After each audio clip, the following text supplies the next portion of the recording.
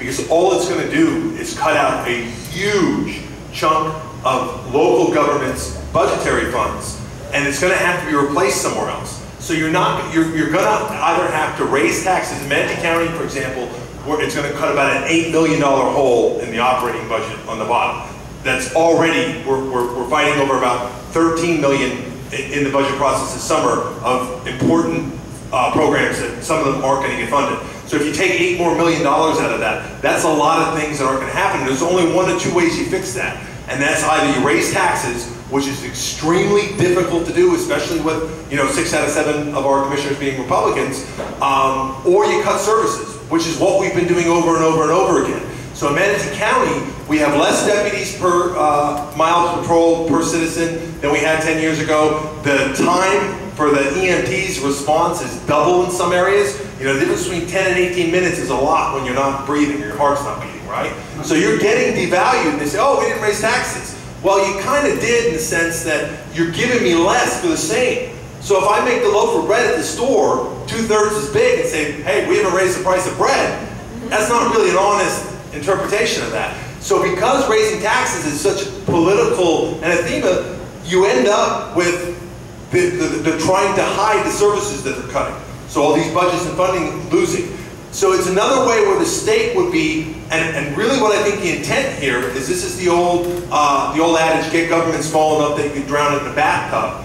The idea that we're going to cut money from up top coming in so that you then have to figure it out in a much harder arena, which is local government, and then it'll just make government services smaller and smaller. I think this is a very disingenuous, left-handed card trick here that I don't think people are going to understand well. I'm very nervous it's going to pass, and I can tell you from somebody who watches county governments try to come up with the money to fund important services, which is harder every year in this environment. I don't think it's going to end well. I apologize, it's true. I'm talking about all the amendments. I'm going to be talking about all the amendments because I think it's important that you hear them all, even those CRC, local, and stuff like that, so I'm going to throw you for a loop. But I do want to tell you something else to add to that. Not only does it take away money from our local budget, but of the 67 counties in Florida, about 29, especially the interior, the rural lands, are not going to be paying any taxes whatsoever by the time this comes through, because the value of their homes isn't that high. So you think about it. If you're in DeSoto or one of Harding, and you have a house that's worth $100,000, and now most of that's going to be tax-free, well, they still need services. So part of the legislation, they're saying, is the legislature has to set money aside to give to these counties that are not going to earn enough to pay for their own services. So what we're doing, the rich counties like Sarasota and other counties is going to be subsidizing the other not smaller counties, but those that are not earning as much, what they call fiscally deficient counties. So it really does bite us at the end. How would we subsidize it? How would we subsidize it? We don't pay their taxes. We have to put you sales tax. Sorry. I agree with you that it's a bad idea, but I don't think that the rich counties would subsidize the small counties because we're talking about property taxes, that none of those go to the state. So the only way the state can subsidize is if they take from sales tax or the lottery or some other slush fund that they have up there in the legislature. So I think that may be an inaccurate statement. That's what the league was talking about. That it talks about the fact that the position is going to be that they need to be subsidized. I don't know what the funding source is.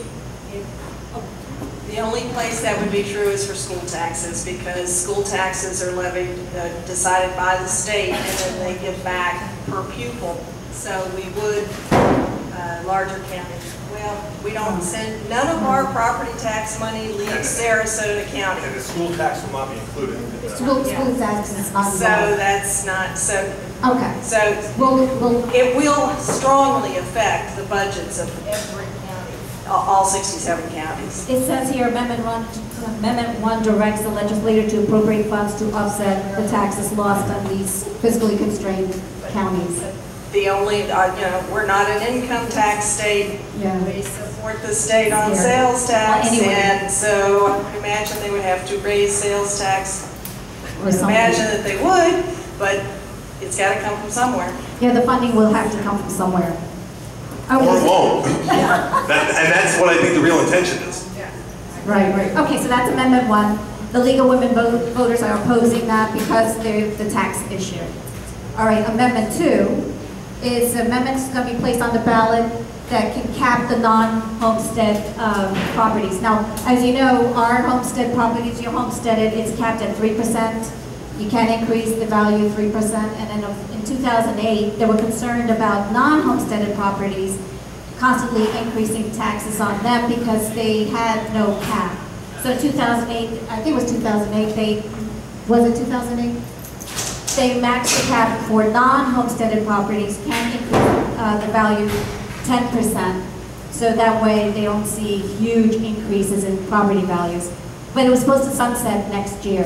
So the Amendment 2 is basically removing the sunset date, saying that they can keep their 10% tax permanently. Okay, Amendment 3. Lord, excuse me for just a second.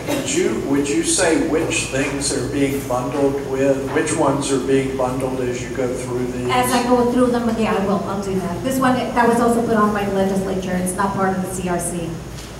Amendment 3 has to do with, ballot initiatives as needed if you want a casino. Right now, the legislature can approve casinos, and they want to change the constitution so that the only way a casino can be approved in Florida is if it goes through citizen initiative and not through the legislature.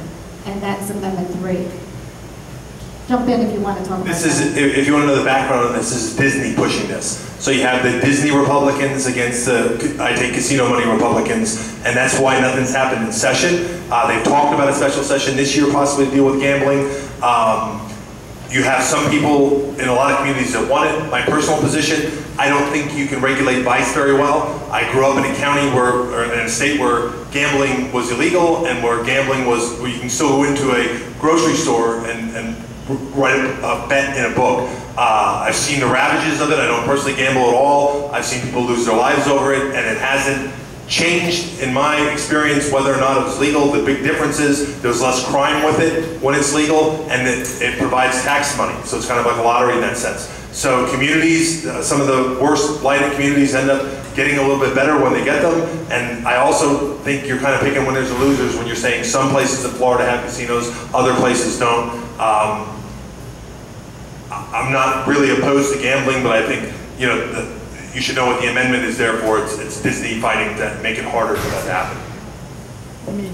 Okay, and then the league decided to support the amendment only because they want to reduce casino gambling.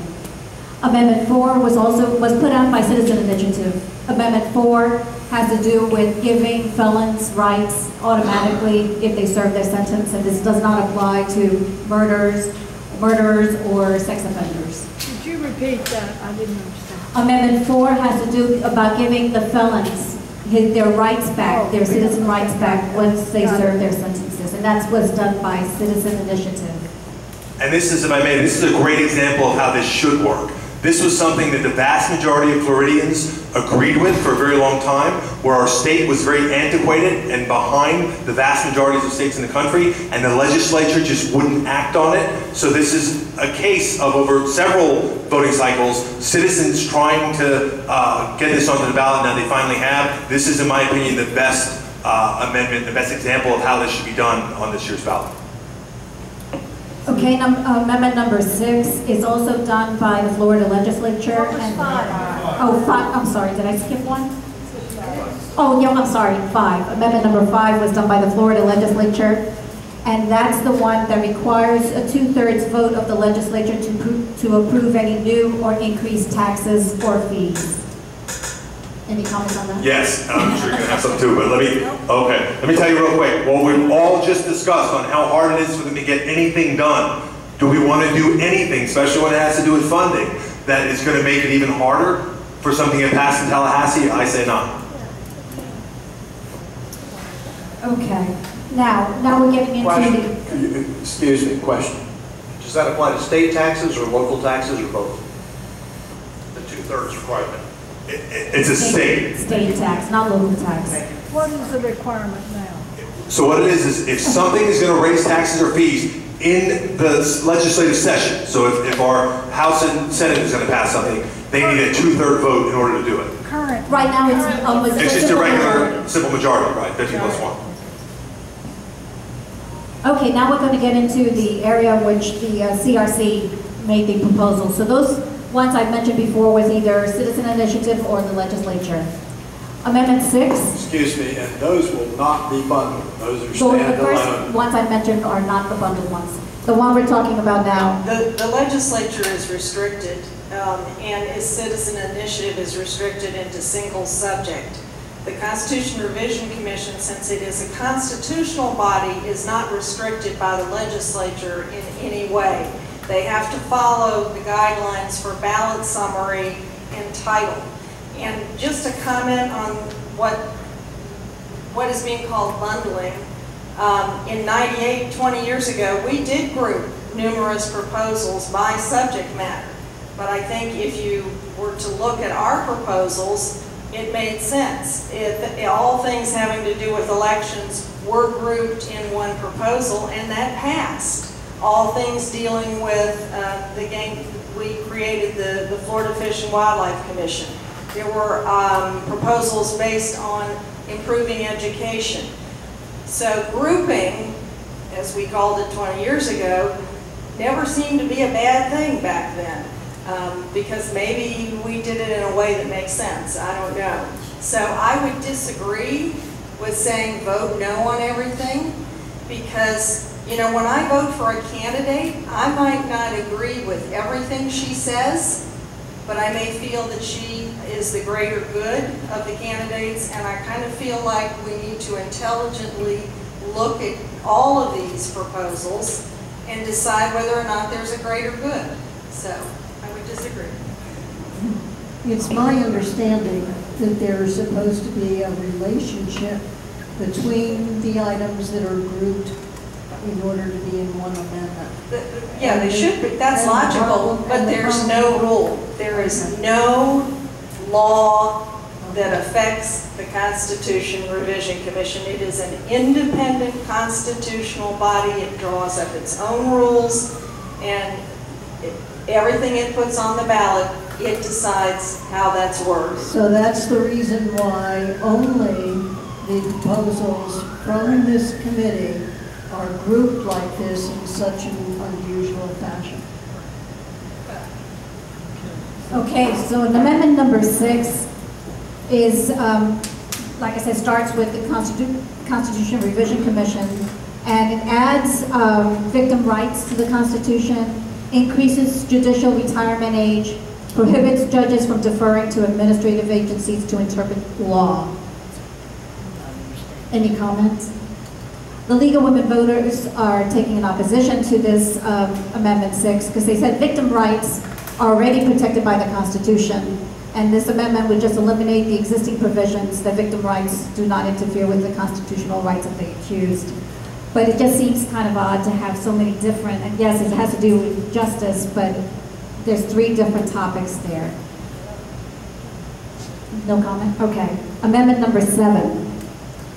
The number 7 creates a supermajority requirement for universities to impose new or increase existing student fees. It gives guidelines to the state college system and mandates that the state pay a death benefit for the first responders or members of the military killed in the line of duty. This is what they wanted to do, is give members of, you know, people who died in line of duty for the military or first responders the right to have free tuition. But they also combine that with rules for college and student fees. Interestingly enough, the Florida Chamber has done a poll on these initial amendments, and this is one of the few ones that actually has some support. Well, actually, the League has taken opposition to that because they don't believe there should be a supermajority vote to increase taxes, and family members are already getting benefits, so that's why they're opposing it. it's just hard when you walk in and you see that it's something that's going to Of course. benefit first responders and military members, survivor benefits. You want to support the People are first gonna- responders and Yeah, that and one. military families. That makes sense. On the one hand, it's going to raise costs, and on the other hand, it's going to limit your ability to get funds for the cost that you're raising. It's true. Okay. Amendment number 8. Now this has to do with the school boards. It mandates term limits for all school boards, allows the state to create public schools that would be answerable to local school boards, and requires schools to teach civic literacy.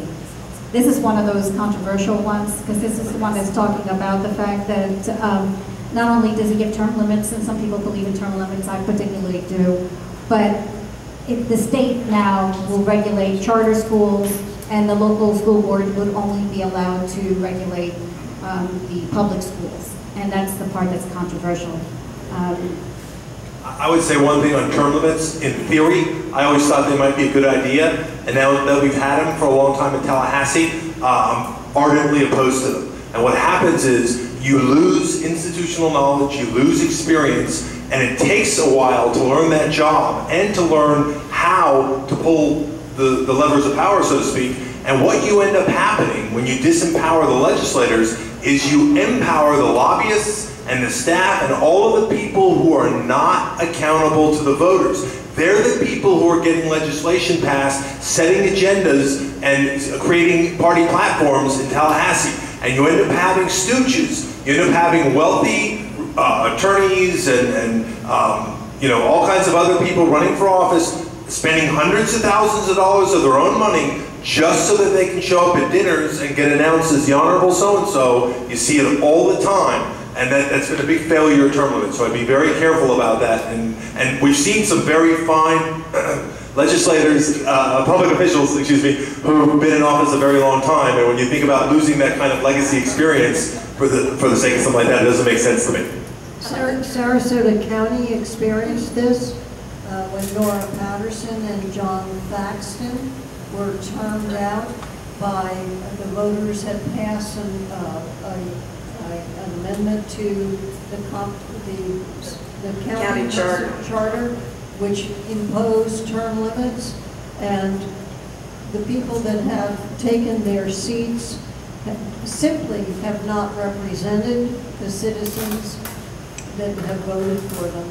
That was a very interesting election when we passed term limits, because in the same election we elected a commissioner for a third term, and we voted out a commissioner who'd only been in office one term.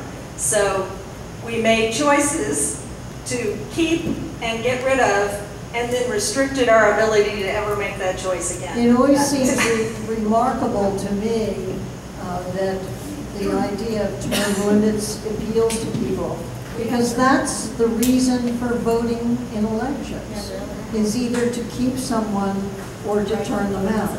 And that is directly in opposition to the concept of term limits in law. And I'm a strong believer that when you know you have an election coming up, you better believe that you are paying attention to the people who put you in office. And term limits, you know, it makes you a lame duck almost. You can go do anything you want because you're not running again.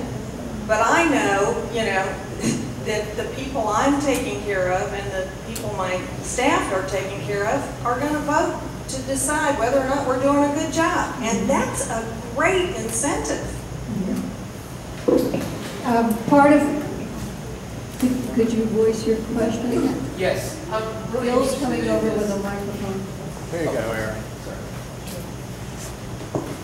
Thank you.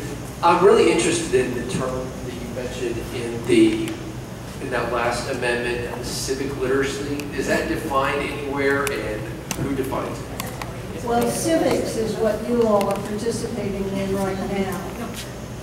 Civic literacy. Hold on just a second. No, the law would be, and this is part of the problem with the amendments as well, the law would be written afterward. And then it's also determined whether or not it'll be funded, like the classroom amendment. Remember what a mess that was? Who doesn't want to say, oh, well, you know, one of the things we've learned is education, if you have less students per teacher, they get better results. Okay, we're all for that. And then the legislature writes the law. They write it in such a way in the beginning, initially, that doesn't respect the difference between a gym class and an algebra class, and then they don't give them any extra money to fund all the extra teachers they need, or the schools buildings that are going to become obsolete because they're now over capacity because of how many people are in the different rooms. So it's very dangerous. Something like that, especially if you've ever looked at states like Texas in particular and the battles they have over textbooks and what's taught in schools, when you put more of that into the legislature's hands, that's another frightening aspect. Well, it's going to be going into the Constitution, which I don't believe it belongs. You know, there's so many things you can put in the Constitution that shouldn't be in the Constitution. Yeah, that's another important thing to ask about every one of these.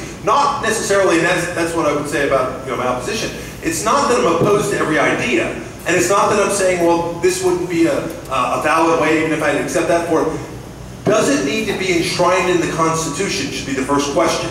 It shouldn't be legislature by constitutional amendment. That's not a good way to govern, okay? So first question, should it be in the Constitution? And then second, if not, then there are other prescribed methods to do it, and it's petitioning your legislature. I know how hard that is, but that's the method that's really probably best available to us. I agree. I think sometimes things belong in the statutes and some things just don't belong in the Constitution. But the most controversial part of that particular amendment has to do with home rule. I'm a strong believer in home rule, and I think that our school boards are best to determine what schools belong in our community, not Tallahassee. And this particular amendment changes that so that only the public school is controlled by the local school boards, but the charter schools, which don't have a lot of accountability now, is not going to be reporting to or determined by Tallahassee. And that really concerns me. I think we want the government closest to the people to determine what schools we need and how they run in our community.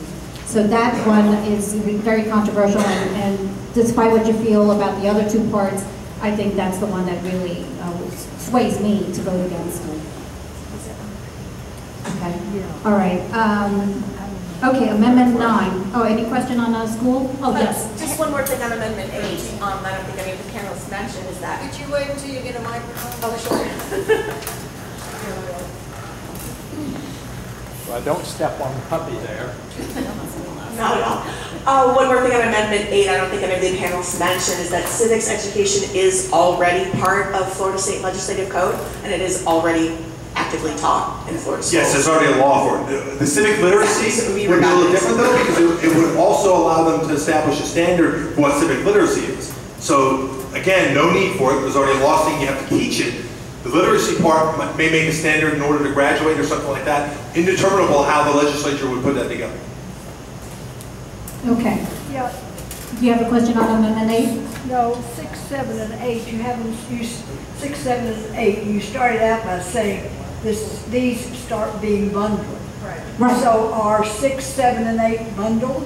6, 7, and 8 are individual amendments, but each one is bundled with, so 8, for instance, that I just talked about, the bundling is term limits for school boards, Tallahassee controlling charter schools, and civic lessons. So it's within that? That's Amendment 8. Those are what we mean by bundling. Okay, got it. Okay, Amendment 9. That's the oil and gas, prohibiting oil and gas drilling off our coast and the vaping. I think we all agree we don't want oil and gas drilling off our coast.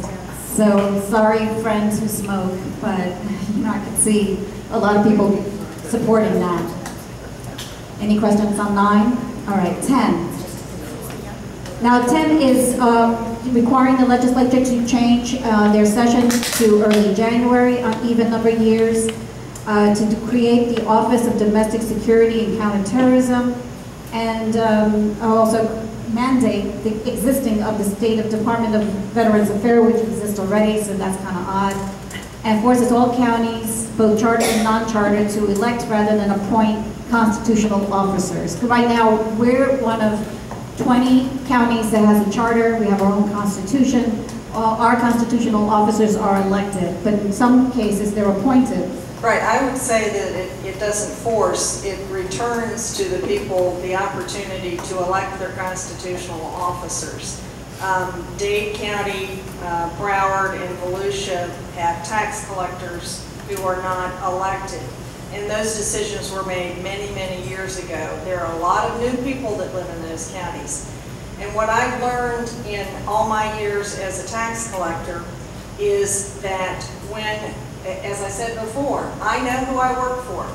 And I can promise you, if you moved here from up north and went into the DMV to get your driver's license or your license plate, I'll bet you didn't get treated as kindly or as quickly as you do here in Florida. True. And that is because the people that handle those laws are elected locally. That's the sheriff, the clerk of court, the property appraiser, the supervisor of elections, and the tax collector. That is a system that has demonstrated that it works really well. When the '68 Constitution was passed, it provided for charter government. But our government at that time was very different in Florida, county government, not only in Florida, but throughout the United States. So they provided a way for us to have a local constitution. But at that time, if the county commission wanted to do just about anything, they had to request a special act of the legislature. For instance, the county commission wanted to have a law library, so they wanted a $25 fee on attorneys. They couldn't pass that ordinance back in 1968. They had to take a bill to the legislative delegation, and that delegation had to take it to the legislature, and there were a whole set of law books just of special acts. Since that time, county powers have been expanded, and the only thing a charter county can do that a non-charter county cannot do is levy a municipal service tax. So we're in a different time frame now in 2018 than we were in 1968. And perhaps it's time to look at the opportunity to retain the election of local officials. And needless to say, I strongly support this concept. And what's that bundled with, Lourdes? Yeah, unfortunately. So this is bundled with, well, things that are kind of, strange. Legislature is going to change the time when they meet from March to January. Again, does that have to be enshrined in the Constitution? It's silly, it really. And they already have a Department of Veteran Affairs, so it only codifies that they have one. And they're creating an Office of Domestic Security and Counterterrorism. So it's one of those strange, why did they just keep it simple? Again, one of the options is, if these don't pass, and it's a valuable item that should be brought up before the voters again, it can be done individually. Now, I'll have to tell you, this is a dilemma for me, because I love our local Sarasota County Charter, our Constitution. All our constitutional officers are elected, and when they try to change even the Charter Review Board to appoint it, I threw a fit. But at the same time, when I read this, I believe in home rule. I'm like, well, if a county doesn't want elected, they want appointed, it should be up to that county. So I'm kind of torn on this one. But I do believe that all constitutional officers should be elected. Okay, that was Amendment 10. Amendment 11 repeals the state ability to prohibit non-citizens from buying, owning, and selling property, and deletes the provision that forces the state to prosecute a criminal suspect under the law that has become obsolete, removing obsolete language. So this is an opportunity for the legislature to put in place where aliens cannot own or sell property. Now they're saying it's because they want to be sure that illegal aliens are not owning and selling property, but I'm not sure what the impact on does people from overseas or Canada owning property and selling property here. What was that? I said, God forbid, we have lots of out-of-state, out-of-country owners. That's it. So that one takes a little study. I know that the League of Women Voters has taking obsolete language is fine, and that's part of it.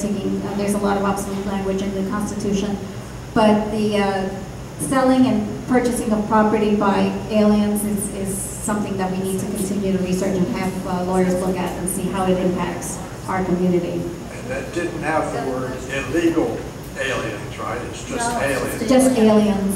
Bill, you've got a question over here. You're all the way in the back. All the way in the back. Non-citizens.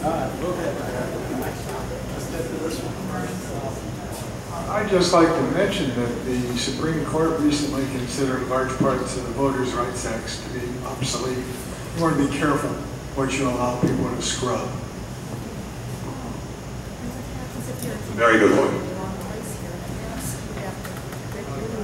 This particular portion of our Florida Constitution has already been deemed unconstitutional, so it's unenforceable, and this portion of the amendment is just to take unenforceable language out of our Constitution. Can't be enforced for a number of years, and so it's just cleaning up nonsense. So